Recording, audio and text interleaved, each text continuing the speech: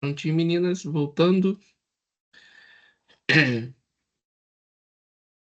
Então, continuando.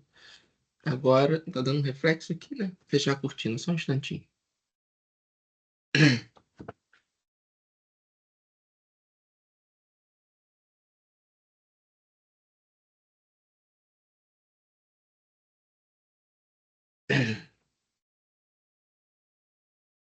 Então, voltando.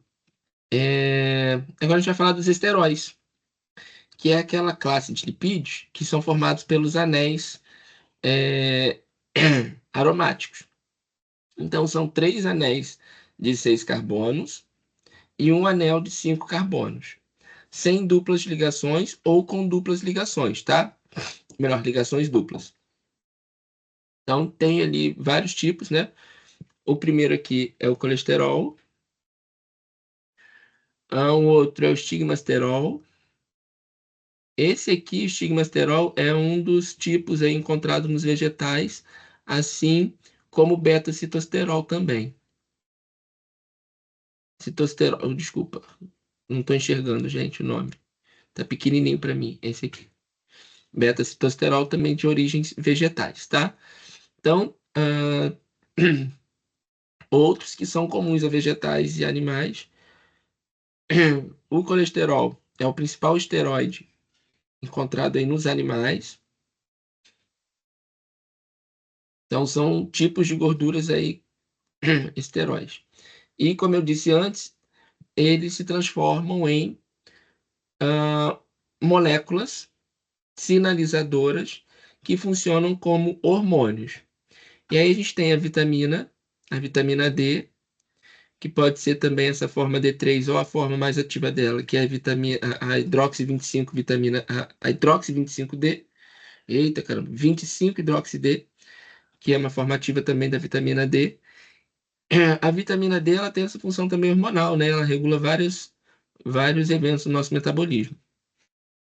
E aí a gente tem a estrutura do colesterol, ó, a estrutura básica e as estruturas desses hormônios esteroides. Então, se você olhar, eles compartilham o básico aqui do colesterol, que é a sua forma esteroide, sua forma de esterol, tá? Esses anéis. Então, tem mudanças nas moléculas, né? Elas têm a cadeia alifática um pouco diferente. O que é a cadeia alifática? Cadeia alifática é a cadeia formada por carbono, hidrogênio, carbono, hidrogênio, carbono, hidrogênio, carbono, hidrogênio. No colesterol, a cadeia alifática é essa. E nos hormônios, tem mudança também nas cadeias alifáticas. Ok? Só um instantinho, gente.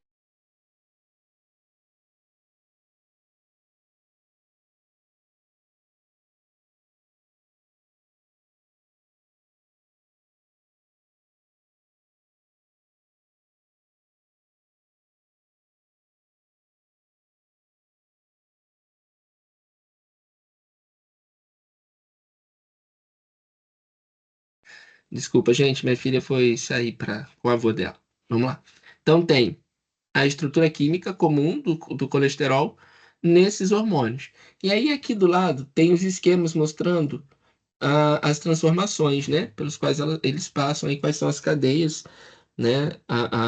As transformações que acontecem, né? Então, tem a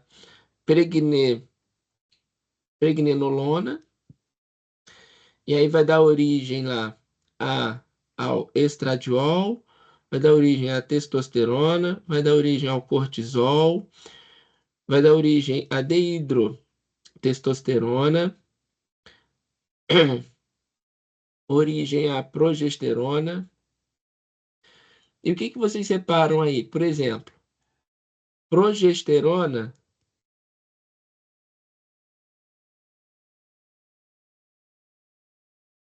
por exemplo, a testosterona. A testosterona, vou pegar aqui a testosterona.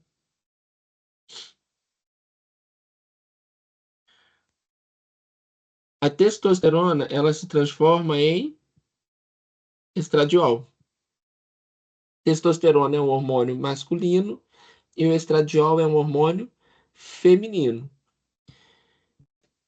Então, quem faz o, o atleta, né? Ou quem faz academia, que faz uso de testosterona, pode ter esse aumento da testosterona, né? E esse excesso de testosterona ser transformado em estradiol. E aí começa a apresentar características sexuais femininas. Crescimento das glândulas mamárias, né? A afinação da voz, por conta desse aumento da testosterona e ela sendo transformada em estradiol. O estradiol, ahn, o estradiol também, o feminino também pode ser transformado em masculino. Então, o hormônio feminino, se faz uso de hormônio feminino, o hormônio feminino em mulheres também pode ser transformado em estrona, né? Não era isso que eu queria mostrar. Não. Ah, sim, aqui, ó. O hormônio feminino na mulher, progesterona, mulher que faz uso de progesterona, pode desencadear a formação de testosterona. E aí apresentar características sexuais secundárias masculinas, por conta dessa conversão de progesterona em testosterona. Tá? Então, eles são interconversíveis. Então, a gente pode ter hormônio masculino se transformando em feminino e vice-versa. Se sair da homeostase, aí um vai se transformar em outro, né? Para um feedback negativo, para balancear, tentar estabilizar o processo. Então, o uso de bomba, né? O uso de anabolizantes esteroides, como a testosterona, podem desencadear o surgimento dessas características sexuais femininas em homens. Nas mulheres, tende a desencadear as características sexuais masculinas pela testosterona ser masculina mesmo. É claro que quem toma anabolizante, mesmo sendo homem, vai ter as características sexuais masculinas potencializadas, né? Então tende a ficar mais agressivo, tem o crescimento da massa muscular, que é esse o objetivo do uso da testosterona nesses casos, né? Mas o excesso dela pode ser convertido em hormônio feminino. E como que eu vou saber qual que é o excesso, qual que não é? Não tem como saber, né? Sem o cara experimentar, porque esses níveis são relativos para cada indivíduo, né? É difícil você ter uma dosagem hormonal específica para um organismo e você fazer a administração certinha daquele hormônio para ter aqueles níveis, né? Então é bem complicado aí a administração de hormônios. Tratamento hormonal como um todo, né? Eles são generalizados, mas cada pessoa responde de uma forma um pouco diferente a eles. Posso passar, gente?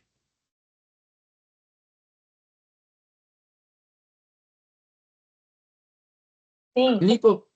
Lipoproteínas. As lipoproteínas também são lipídios compostos, formados por proteínas ligadas a gorduras. E aí, qual é a principal função delas? As gorduras são hidrofóbicas, não se misturam com água. Só que o nosso sangue e o meio extracelular, até o meio intracelular também, eles são meios aquosos. Então, para que essas moléculas de gordura sejam transportadas pelo nosso sangue, elas precisam que tenha proteínas associadas a elas e elas possam, então, essas proteínas elas isolam a gordura do contato com a água. Então, essas proteínas, elas têm uma parte hidrofóbica, que vai interagir com a gordura, e tem uma parte hidrofílica, que vai interagir com a água. Então, a proteína vai fazer, a proteína, ela é anfipática, ela tem uma parte apolar para interagir com a gordura e uma parte polar para interagir com a água. E aí vocês já ouviram falar de várias lipoproteínas. Quais são as lipoproteínas que vocês já ouviram falar?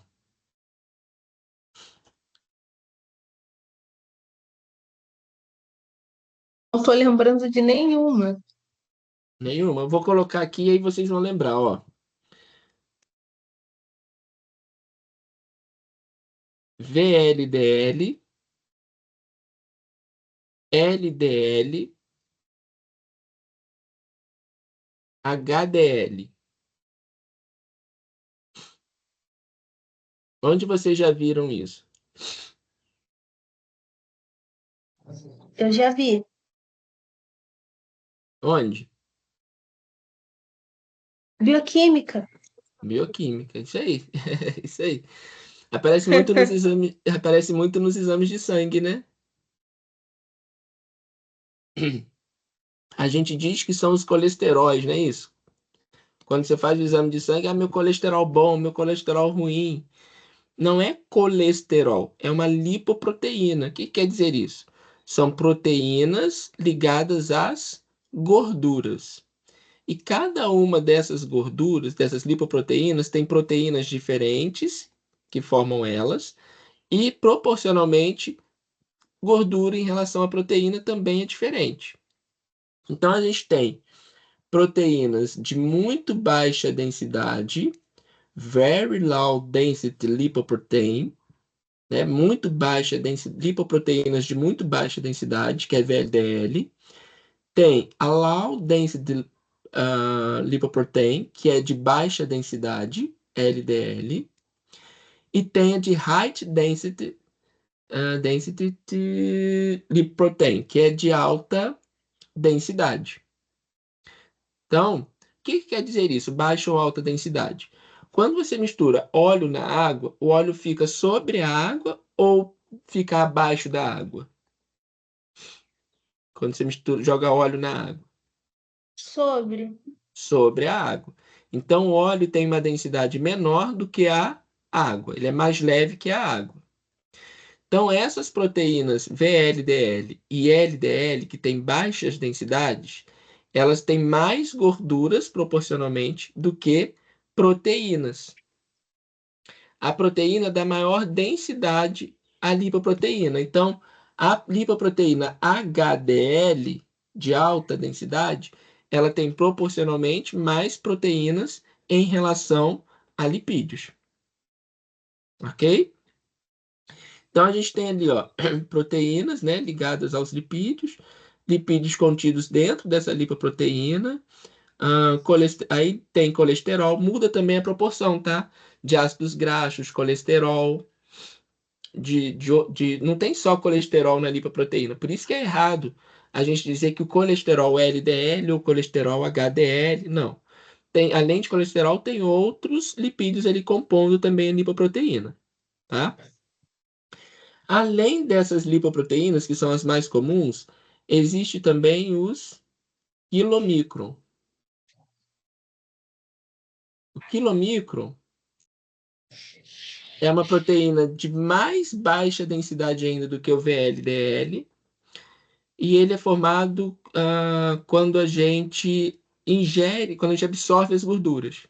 Ele transporta as gorduras do nosso intestino, cai na corrente sanguínea e chega no fígado pela veia porta hepática. E lá no fígado, o quilomicron libera as gorduras e aí vai ser transformado em gorduras que o fígado vai aproveitar, ou em VLDL, LDL, HDL, seja lá o que for. Então vamos lá. Então a gente tem aqui, ó, o quilomicron, VLDL, LDL e HDL. Esquematizados aqui, ó. Quilomicron. Quilomicron tem pouquíssimas proteínas formando, então é muita gordura em relação à proteína. O VLDL, então, ele é o de mais baixa densidade que existe. O VLDL é o de muito baixa densidade, então tem proteínas, mas não tem tantas proteínas, tá? O LDL, ele tem menos proteínas, mas ele também tem menos gorduras. Então, proporcionalmente, a proporção de gordura e proteínas aqui, a diferença é menor no que o VLDL, tá? Porque o LDL é menorzinho. O LDL é o VLDL depois que perde gordura. VLDL perde gordura e se transforma em LDL, por exemplo. E o HDL? O HDL ele tem menos gordura e mais proteínas. Por isso ele é o colesterol, a lipoproteína de maior densidade. Ok? Ah, o quilomicron, então, ele leva. Aqui nessa figurinha a gente está vendo a diferença de tamanho, proporcionalmente, né, falando, entre essas moléculas. É claro que é tudo a nível molecular, né, gente? O quilomicron, a gente ainda consegue observar alguma coisa num microscópio, dependendo da ampliação, mas o VLDL, o LDL, o HDL, a gente não consegue enxergar. Ainda tem um de densidade intermediária que a gente não aborda muito, que fica numa densidade entre o VLDL e o LDL. Tá? E aqui as diferenças dos tamanhos deles em relação. E aí a proporção de gordura e proteína vai mudando. Bem, os quilomicrons transportam triglicerídeos da dieta do intestino para os tecidos, principalmente para o fígado, músculo, tecido adiposo. O VLDL transporta triglicerídeos produzidos pelo fígado para os tecidos. O LDL transporta colesterol, principalmente porque ele é rico em colesterol, para os tecidos periféricos, sendo conhecido como colesterol ruim devido à sua associação à aterosclerose.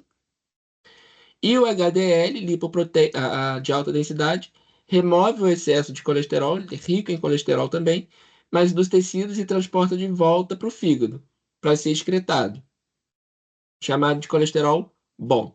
Então, o colesterol HDL ele é secretado, por exemplo, pelos músculos, para levar a gordura dos músculos, o colesterol que está no músculo, para o fígado para ser excretado, metabolizado.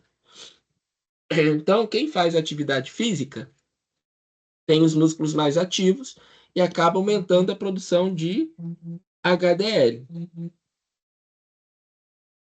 tá? Acaba aumentando a produção de HDL, que é bom, porque vai tirar o colesterol que está em excesso, né? As gorduras que estão em excesso desses órgãos extrahepáticos e levar para o fígado metabolizar.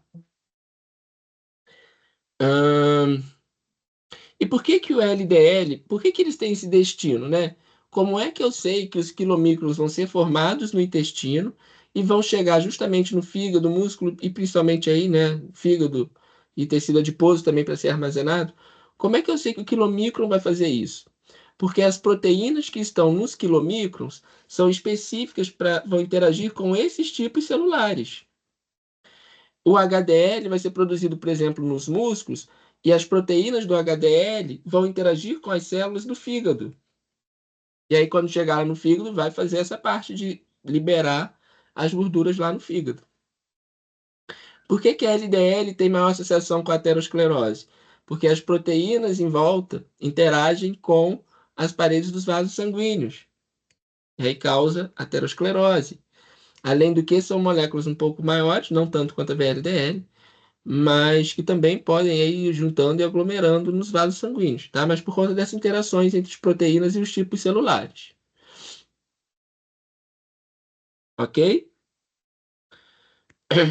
Aqui nessa tabelinha tem a relação de tamanho, né? Então, quilomicrons variam aí de 90 a 1000 nanômetros, e aí vai diminuindo de tamanho até chegar no HDL. Existem diferentes classes de HDL. Principais componentes lipídicos, ó, triacilglicerol nos quilomicrons, que é a gordura que a gente ingere, né? O que sobra dos quilomicrons, né? Depois que eles chegam lá no fígado, nos outros tecidos, vai sobrar ainda no quilomicron. Triacilglicerol, fosfolipídios e colesterol. O VLDL é basicamente triacilglicerol também. O LDL, o maior constituinte é o colesterol. O HDL, os maiores constituintes são fosfolipídios e colesterol. Ahn, e Uhum. E a albumina, que faltou falar para vocês. A albumina é a proteína presente no sangue que faz o transporte dos ácidos graxos livres. Então, a gente tem lá o triacilglicerol estocado no tecido adiposo. Aí, nossas enzimas lipases vão liberar esses ácidos graxos, vão quebrar. E esses ácidos graxos livres vão ser liberados na corrente sanguínea. Mas, como eles são hidrofóbicos, eles precisam ser transportados por proteínas, no caso, albumina. E aí a albumina vai isolar do contato com a água e levá-lo até os tecidos onde vão ser consumidos. Tá? O tecido adiposo, as hemácias, o tecido nervoso e as hemácias não usam gorduras como fonte energética. Os outros tecidos usam. Então, músculo, fígado, qualquer outro órgão aí é capaz de usar esses ácidos graxos. Só o tecido nervoso e as hemácias que não usam.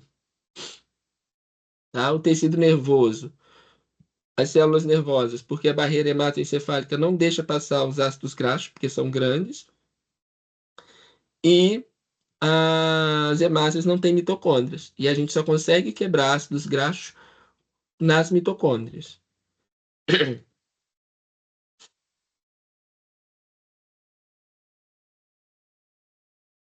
Ok?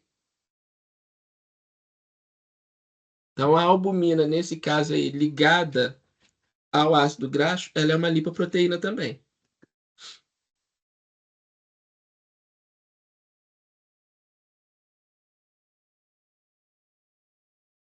O que eu ia falar com vocês, talvez vocês já tenham. Vocês já fizeram bromato?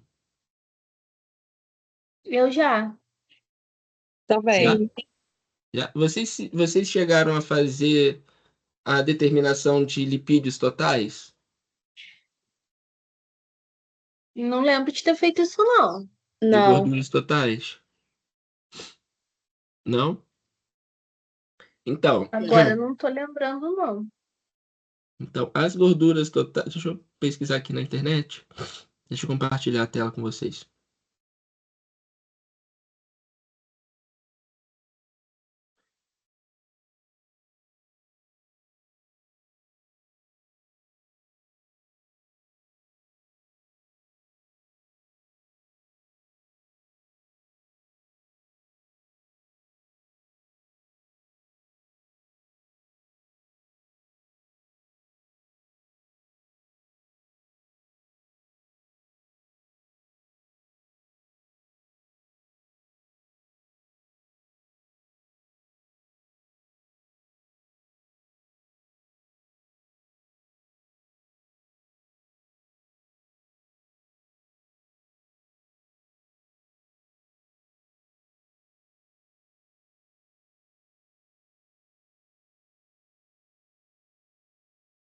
Não tá abrindo. Abre. Então,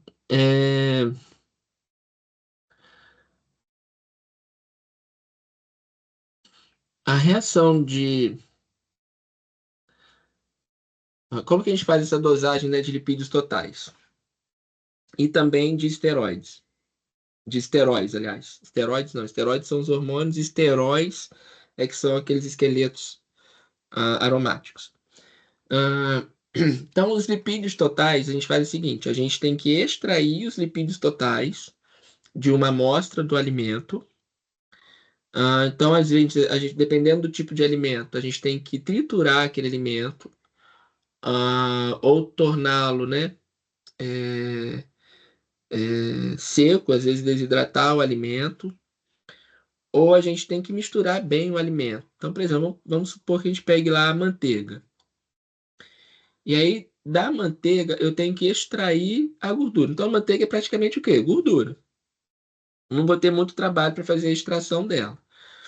Mas vamos supor que eu queira fazer a extração de gorduras, sei lá, do pó de café. Então, eu vou usar um solvente. As gorduras, elas são solúveis em solventes orgânicos. Então, não vai adiantar eu usar solventes como a água. A água não vai tirar a gordura do pó de café. Então, eu uso solventes orgânicos, que são apolares. Éter de petróleo, hexano. E o álcool, ele é polar e apolar ao mesmo tempo. O álcool, ele é anfipático. O álcool também a gente consegue extrair alguma parte de gordura, de lipídios. Mas normalmente a gente usa o hexano ou um éter de petróleo. Em temperaturas altas, aquecido. Então a gente vai usar ali em torno de 60 a 80 graus Celsius esses solventes, mistura com pó de café, né? Vai mexendo, homogeneizando e vai extrair dali a gordura daquele pó de café. E aí eu vou ter a massa do pó de café, né? Depois eu retiro o solvente, desculpa. Eu retiro o solvente. Esses solventes, eles são... é, é, Ai, meu Deus, esqueci o nome. Eles evaporam muito rápido. Esqueci o nome que fala isso. E aí sobra só a gordura, né? E o que sobrou do pó de café. Eles são muito voláteis. E aí eu tenho os lipídios totais. Toda a gordura que tinha ali, eu tenho um percentual. Quanto que tinha, quanto que tem de gordura em restante em relação ao que tinha de total de pó de café. Então eu coloquei ali, sei lá, 10 gramas de pó de café. Obtive ali 2 gramas de gordura. Então eu tenho ali lipídios totais, 2 gramas para cada 10 gramas de pó de café. 20% de gordura. Não é isso tudo, né? Mas seria um exemplo. Ah, e para saber, Agora lembrei, a gente fez sim. fez, né? Fez com Fiz o com quê? soja. Com soja? Aí, legal. Ah, é E, verdade. e para fazer a dosagem ali de, de esteróis? Aí, uma das técnicas é usar a saponificação. Por quê? A saponificação, a reação do hidróxido de sódio ou do hidróxido de potássio, quando a gente vai fazer o sabão, eles vão reagir com os ácidos graxos presentes na amostra, não com os esteróis presentes na amostra. Então, os esteróis eles vão ficar livres. A diferença é que eu tenho que fazer uma extração a frio. Por quê? Quando eu faço uma extração a quente, eu acabo oxidando e estragando as gorduras daquele alimento que eu estou analisando. Mas para lipídios totais, que eu não quero classificar em quais são os tipos, para mim funciona. Só que se eu quero saber o percentual de esteróis, e aí inclui o colesterol, por exemplo, eu preciso ter a gordura preservada. Então eu faço a extração com o mesmo tipo de solvente, mas faço a extração a frio. E aí eu vou ter a extração dos lipídios totais, igual tinha no outro.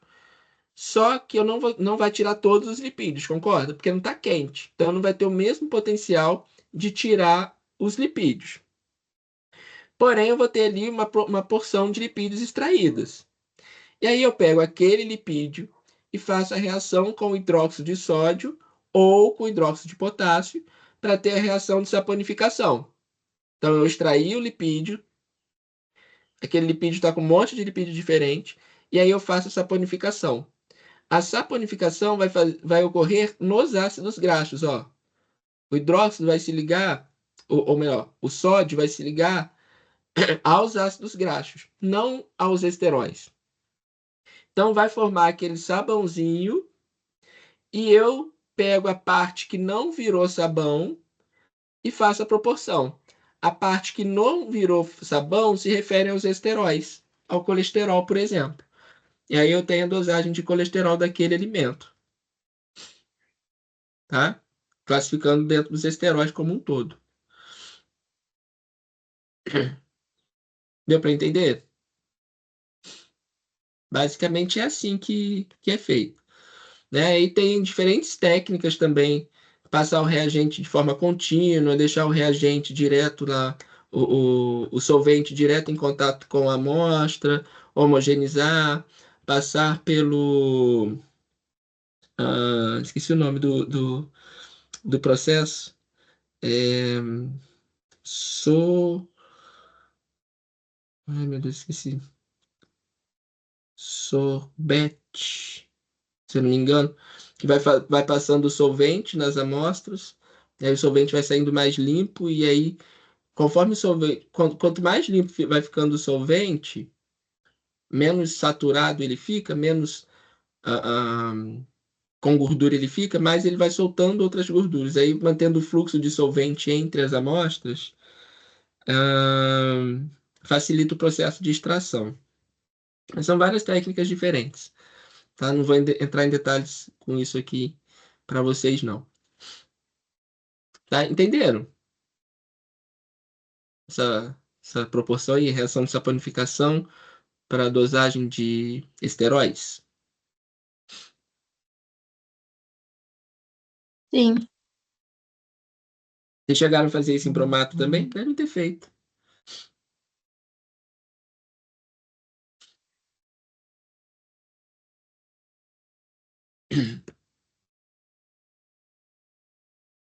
Então era isso, pessoal, que eu tinha para passar para vocês hoje sobre os lipídios. Vocês tinham alguma outra curiosidade sobre lipídios? Podem perguntar aí o que quiser. Se eu não souber, a gente pesquisa aqui rapidinho e resolve. Acho que não. A aula foi bem completa. Show. Se surgirem dúvidas, aí podem postar lá no WhatsApp também, tá? Eu vou liberar a listagem de exercícios para vocês. E aí a listagem de exercícios já vai juntar o conhecimento de carboidratos com o de lipídios. Tá bom? Fazendo esse conhecimento ficar mais sólido aí. No mais, gente, bom final de semana para vocês. Aproveitem o sabadão Obrigada, e o professor. domingão, para estudarem também para as provas, né, que estão chegando aí. Tá Nem corrido, fala. meu Deus. Tá corrido. Tá corrido para nós também. Ai, ai, gente, fiquem com Deus, tá? Prazer estar com vocês aí de novo. Tchau, Abraço, tchau, fica com tchau. Deus. Obrigada. Beijo. Nada. Tchau, beijão.